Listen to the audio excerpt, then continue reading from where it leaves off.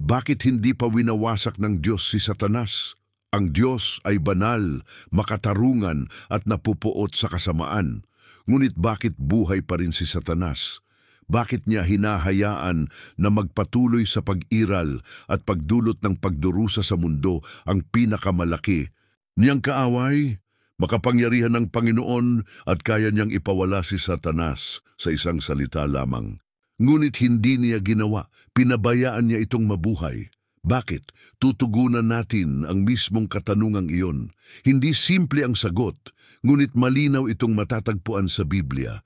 Ngayon ay malalaman mo kung bakit hindi pa inaalis ng Diyos si Satanas o ang mga nahulog na anghel at makakamtan mo ang malalim na pag-unawa sa walang hanggang plano ng Diyos. Kung naniniwala ka sa Panginoon, mag-iwan ka ng komento sa ibaba at huwag kalimutang mag-subscribe sa aming channel para sa higit pang makapangyarihang pahayag. Bago naging kaaway ng Diyos, si Satanas ay isang anghel, ngunit hindi basta-bastang anghel. Ninais ng Diyos na gumawa ng isang pambihira. Mula sa kanyang walang hanggang karunungan at pag-ibig, nilikha niya si Lucifer, ang tala ng umaga. Ang kahulugan ng kanyang pangalan ay tagapagdala ng liwanag. Siya ay isang kerubin, isa sa mga nilalang sa langit na pinakamalapit sa presensya ng Diyos.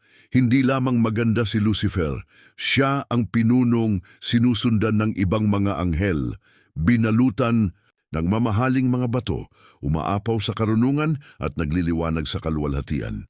Hindi kasamaan ang nilikha ng Diyos, kundi kasakdalan. Ginawa si Lucifer upang sumalamin sa banal na kaluwalhatian ng Diyos. Subalit may nangyari sa kanyang kalooban. May isang kaisipang umusbong sa kanyang puso, pagmamataas. Nabighani sa sariling kaningningan, hinayaan ni Lucifer na lamunin siya ng kapalaluan. Ang dating pinakamalaki niyang kaloob ang naging sanhi ng kanyang pagbagsak. Ang gandang hinangaan ng lahat ang naging pinagmulan ng kanyang kapahamakan at ang kanyang pagkagutom sa kaluwalhatian ay unti-unting lumamon sa kanya. Binago ng pagnanasang ito ang lahat. Kung saan dating may liwanag, dahan-dahang kumalat ang dilim. Hindi na sapat kay Lucifer ang sumamba at maglingkod sa Diyos. Isang walang preno na ambisyon ang ipinanganak sa kanyang loob. Ninais niyang siya naman ang sambahin. Hinangad niyang itaas ang sarili sa kinalalagyan ng Diyos. O higit pa, at sinabi, "Anggekyat ako sa langit, itatayo ko ang aking trono sa itaas ng mga bituin ng Diyos. Ako'y magiging gaya ng kataas-taasan." Hindi na hinangad ni Lucifer ang maglingkod, ninasa niya ang pagsamba. Hindi na niya nais na sumalamin sa kaluwalhatian ng Diyos. Hinangad niya ang sariling kaluwalhatian. Doon gumuho ang balanse. Tumigil si Lucifer sa pagiging lingkod at naging rebelde at hindi siya nag-isa. Napaakay niya ang ikatlong bahagi ng mga anghel na sumama sa kanyang adhikain. Ang mga nilalang na nilikha para sa pagsamba ay nanghimagsik laban sa kanilang lumikha at nagsimula ang paghihimagsik.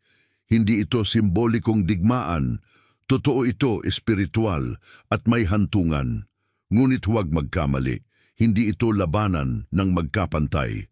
Madalas, inuulit ang maling akala na may walang hanggang tunggalian sa pagitan ng mabuti at masama, na para bang magkapantay ang Diyos at si Satanas, liwanag laban sa dilim, langit laban sa impyerno.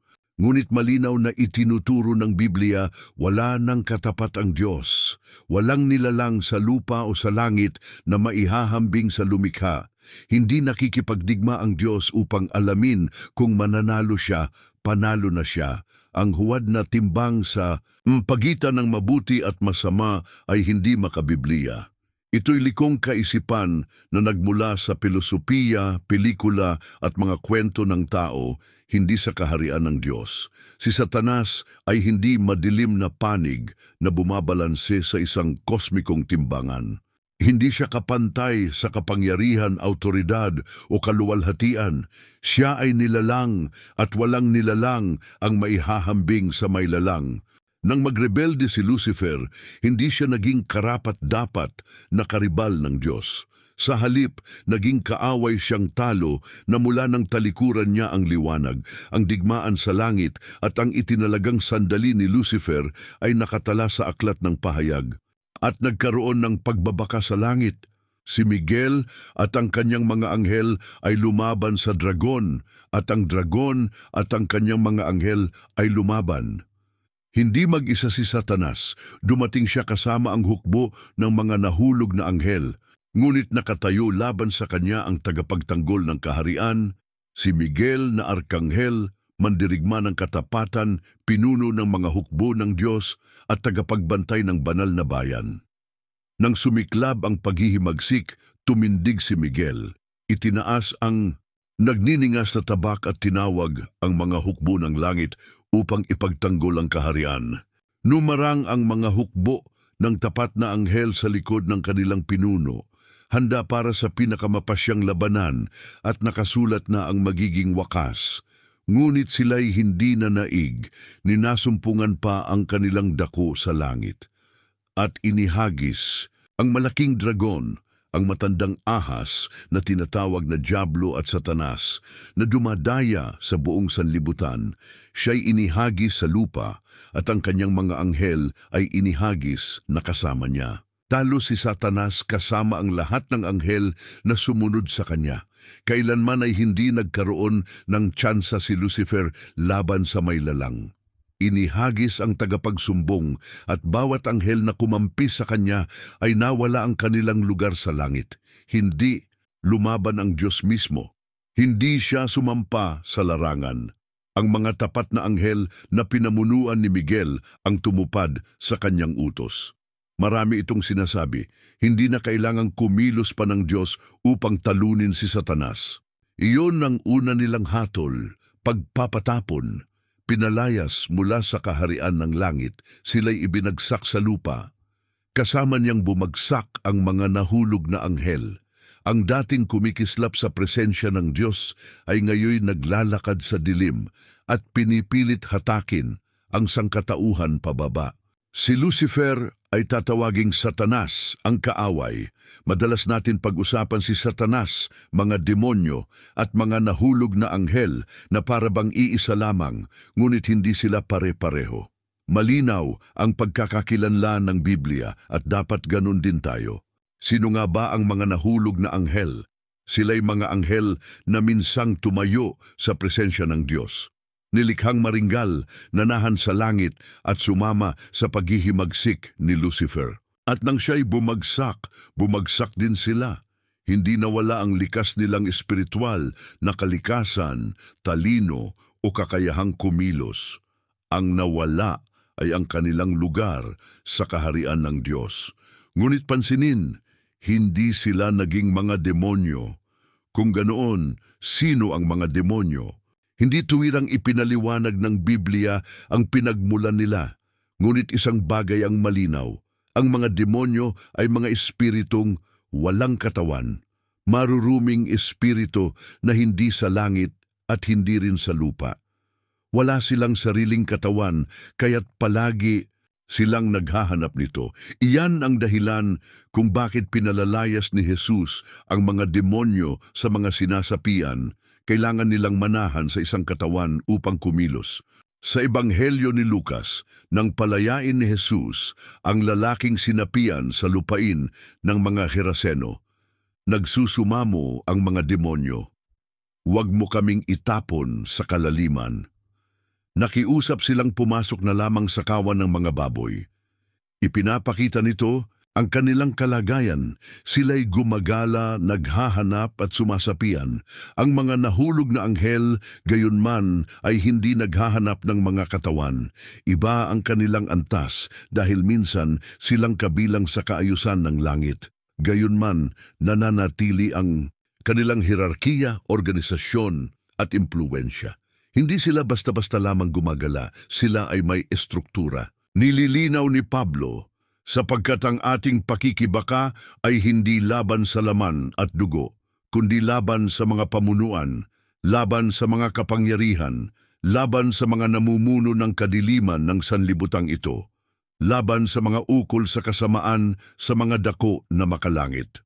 Ang mga pamunuan at kapangyarihan na ito ay mga nahulog na anghel, may estratehikong pwesto, kumikilos ayon sa malinaw na mga plano, at ang kanilang pinuno, si Satanas, ay hindi pa bumibitiw sa kanyang trono ng kadiliman. Mahalaga ang pagkakaibang ito. Habang ang mga demonyo ay umaatake sa mga individual, ang mga nahulog na anghel ay nakakaimpluwensya ng buong mga sistema, mga kaharian, estruktura, pamahalaan at kultura. Dito maraming nalilito. Bakit hinahayaan ito ng Diyos? Bakit hindi agad sila winasak? Sa halip inihagis sila sa lupa. Mula noon, hindi na langit ang larangan ng labanan, dito na sa lupa. Maraming dahilan. Una, dapat nating maunawaan, ang mga espiritu ay hindi namamatay gaya ng katawang pisikal natin. Maliwanag ang sinabi ni Jesus, ang Diyos ay espiritu. Nang likhain ng Diyos ang mga anghel, ginawa niya silang mga espiritual na nilalang. Ibig sabihin, wala silang pisikal na katawan gaya natin, kaya't hindi sila nahaharap sa kamatayan. Ang tulad ng pagkakaunawa natin, hindi mawawasak si Satanas sa paraang napapahamak ang tao. Hindi siya basta pwedeng maglaho. Espiritual ang kanyang kalikasan at iba ang batas sa larangang espiritual kaysa sa pisikal.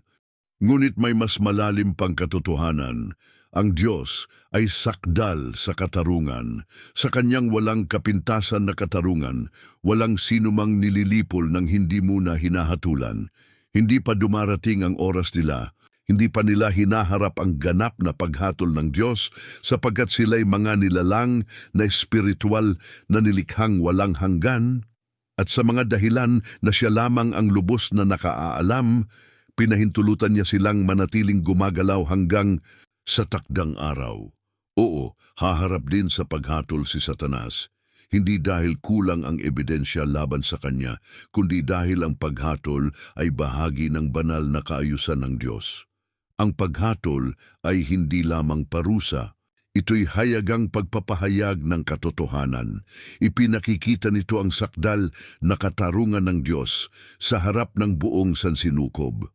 Kaya't sinasabi ng pahayag ang dakilang araw ng paghuhukom, ang araw na ilalantad ang lahat, at bawat nilalang, anghel at tao, ay magbibigay sulit.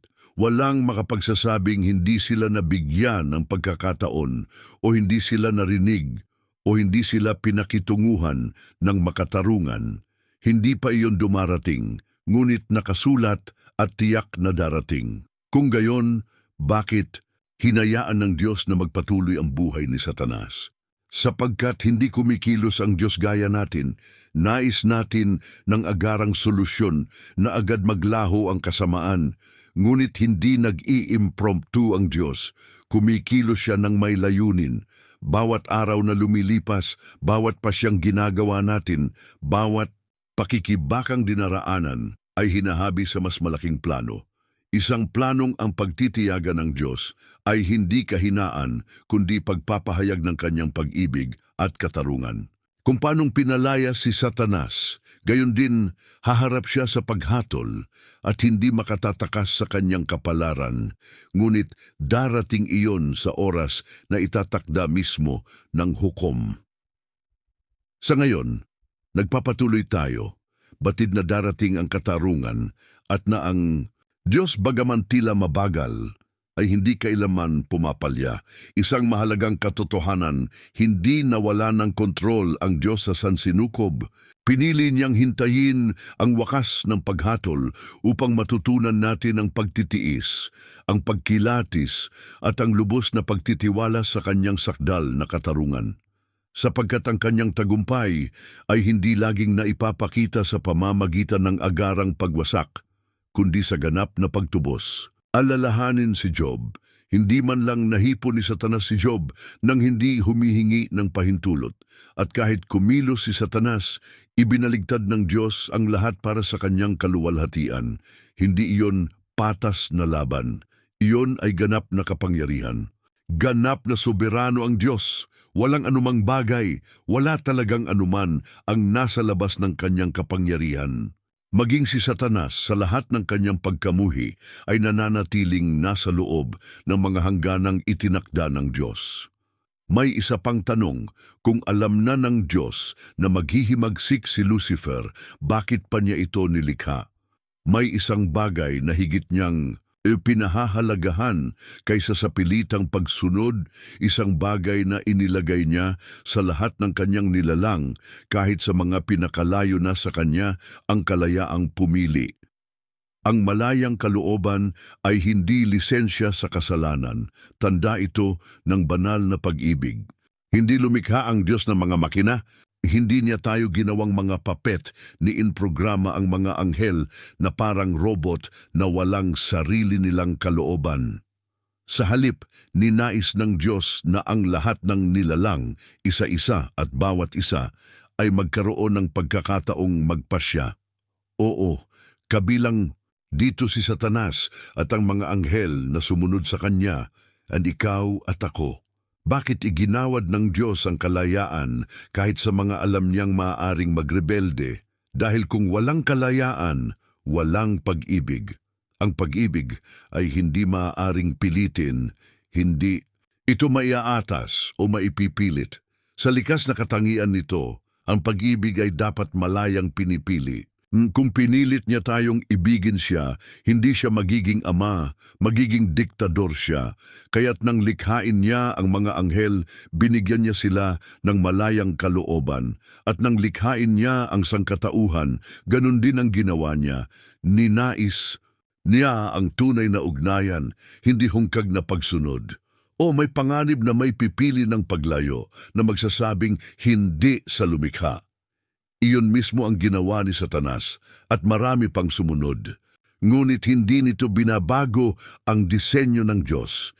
Hindi niya binawi ang kaloob na pagpili sapagkat kahit may paghihimagsik, ang malayang kalooban lamang ang landas patungo sa tunay na pag-ibig. Isipin mo, ano ang halaga ng iyong pananampalataya kung hindi ka maaaring magduda? Anong birtud ang taglay ng iyong pagsunod kung wala kang kakayahang sumuway?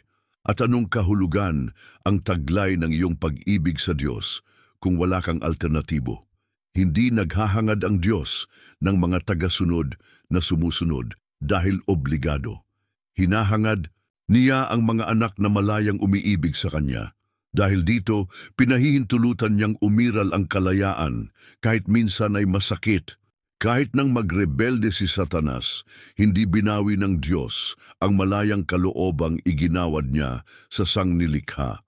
Sapagkat kung gagawin niya iyon, ikakaila niya ang kanyang diwa, ang Diyos na umiibig ng malaya at tumatawag ng walang pamimilit. Ito mismo ang dahilan kung bakit hindi pa dumarating ang ganap na paghatol. Hanggang sa huling sandali, binibigyan ng Diyos ang sangnilikha ng espasyong magpasya. Naghihintay siya sapagkat ang pag-ibig ay laging naghihintay. Ang tunay na pag-ibig ay namumukadkad lamang kung may posibilidad din na tanggihan ito. Isipin mo ito, iginawad ng Diyos ang malayang kalooban. Ngunit kung sa sandaling gamitin ito sa paghihimagsik ay agad niyang wawasakin ang taong iyon, magiging makatarungan ba iyon? Tutugma ba iyon sa kanyang karakter? Dumarating tayo sa maselan na tanong. Maari bang bawiin ng Diyos ang mismong kaloob na pagpili na siya mismo ang nagbigay? Ang malayang kalooban ay hindi maliit na tala sa teolohiya. Ito ang puso ng plano ng Diyos.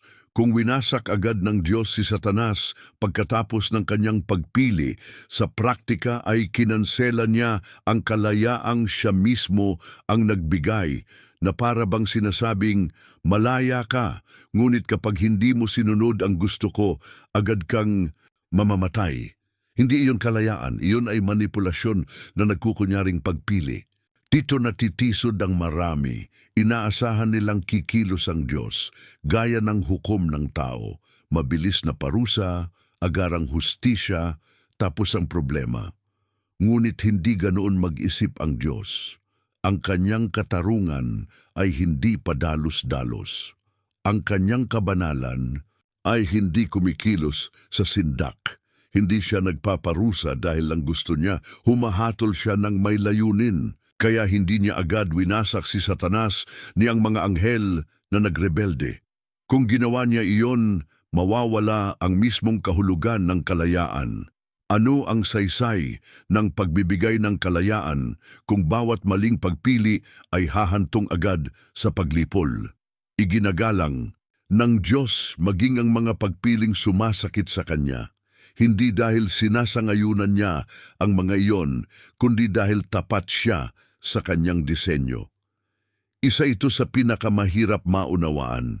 Ang kalayaang ibinibigay ng Diyos ay maaaring magbunga ng kaguluhan, ngunit patuloy niya itong ibinibigay dahil ang kanyang pag-ibig ay hindi naghahangad mang kontrol kundi magpabago. At ang tunay na pagbabago ay dumarating lamang kapag pinili mo ang Diyos, hindi dahil sa takot, kundi dahil sa paniniwala. Kung agad winasak ng Diyos si Satanas, walang matututunan ang nalalabi sa sangnilikha. Magkakaroon ng takot, ngunit walang katapatan. Pagsunod ngunit walang pag-ibig. Ang agarang parusa ay magbubunga ng katahimikan, hindi kabanalan, ng sapilitang pagsunod, hindi pagtubos. At ayaw ng Diyos ng langit na puno ng mga nilalang na sumusunod dahil sa takot. Hinahangad niya ang kahariang puno ng mga anak na nabago ng biyaya. Kaya posible bang may nakatagong layunin? Maaaring maging kasangkapan ba si Satanas? Mahirap itong tanggapin, ngunit naroon sa Biblia. Sa mata ng Espiritu, may lumilitaw na malalim na katotohanan. Maaari bang si Satanas, sa kabila ng kanyang paghihimagsik, ay patuloy na naglilingkod sa mas malaking layunin ng Diyos? Hindi dahil sinasang-ayunan ng Diyos ang kanyang kasamaan, kundi dahil lubos ang kanyang pagiging soberano, na pati ang iginigiit ng kaaway para sa pagkawasak ay nagagamit niya tungo sa kanyang kaluwalhatian. At ang pinakadakilang halimbawa ay si Jesus. Mula pa sa simula ng kanyang ministeryo, naroon si Satanas, hindi bilang kakampi, kundi bilang hadlang, bilang pagsubok, bilang apoy na nagpapadalisay. Dinala si Jesus ng Espiritu sa ilang upang tuksuhin ng dyablo. 40 araw siyang hinarap ni Satanas.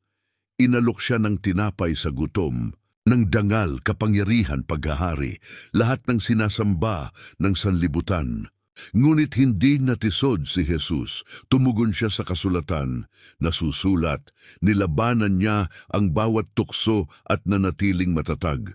Sa pamamagitan nito, ipinakita niyang siya lamang ang karapat-dapat, sapagkat siya lamang na tumalo sa tukso ang makapagpapasan ng kasalanan ng mundo. Upang iligtas tayo, kinailangang isabuhay ni Jesus ang buhay na hindi natin kayang isabuhay, at kusa niyang ibinigay ang kanyang sarili sa krus, pasan ang ating kasalanan. Sa pagtatagumpay sa tukso ni Satanas, ipinakita niyang siya ang korderong walang dungis. Paano kung ang tukso sa ilang ay hindi sagabal sa plano ng Diyos, kundi mahalagang bahagi nito? Akala ni Satanas pahihinain niya si Jesus. Sa katunayan, pinagtitibay lamang ang kanyang autoridad, na ni gutom, ni kapangyarihan, ni kaluwalhati ang makalupa ay hindi makapapalihis sa anak ng Diyos. At sa mga huling araw ni Jesus, lumitaw muli si Satanas.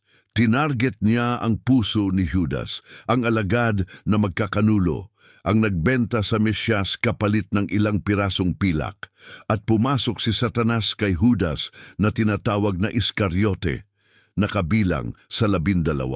Ibinhi ni Satanas ang pagtataksil. Ginabayan niya si Judas patungo sa Kalbaryo. Subalit isaalang-alang ito, Paano mamamatay si Jesus para sa kasalanan ng sanlibutan kung walang magkakanulo?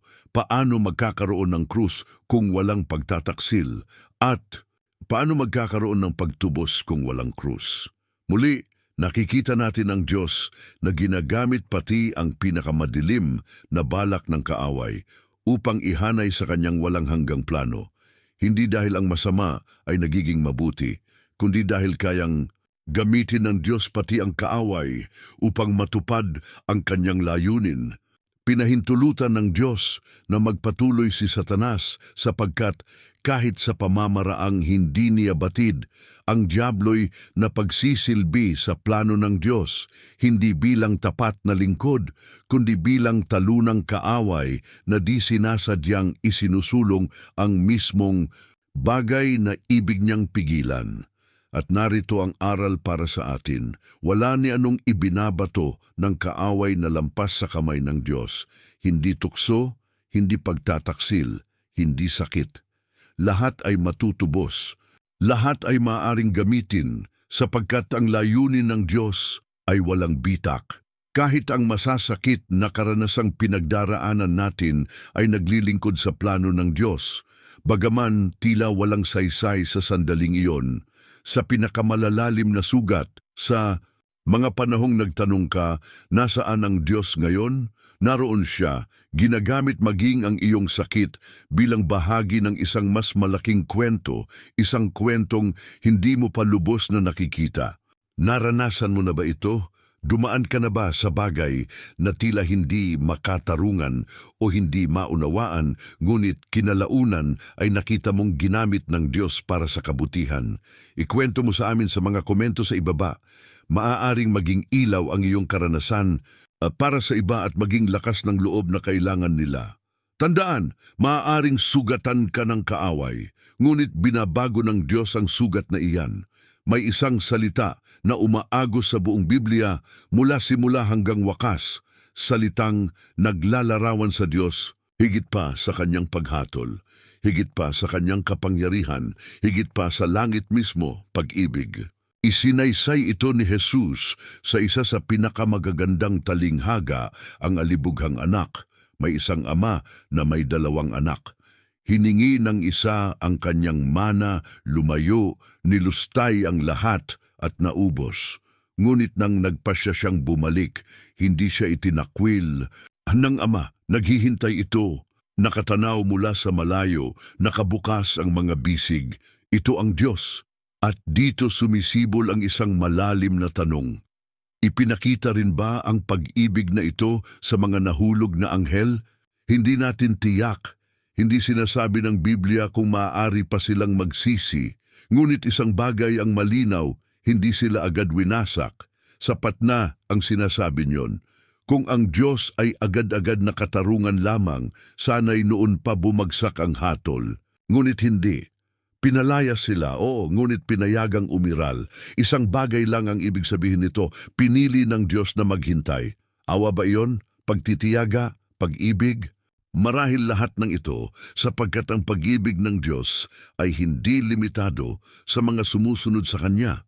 Sinabi ni Jesus, ibigin ninyo ang inyong mga kaaway upang kayo'y maging mga anak ng inyong Ama sa langit.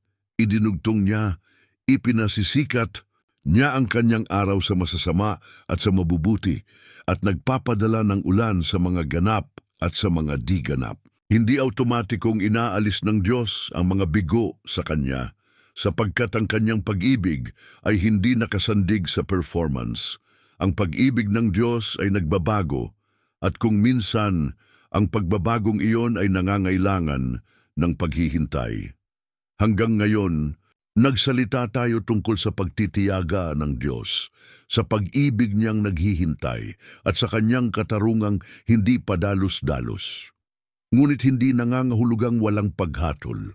Hindi manhid ang Diyos sa kasamaan. Hindi niya pinalalampas ang paghihimagsik. Hindi niya iniiwang bukas ang usapin.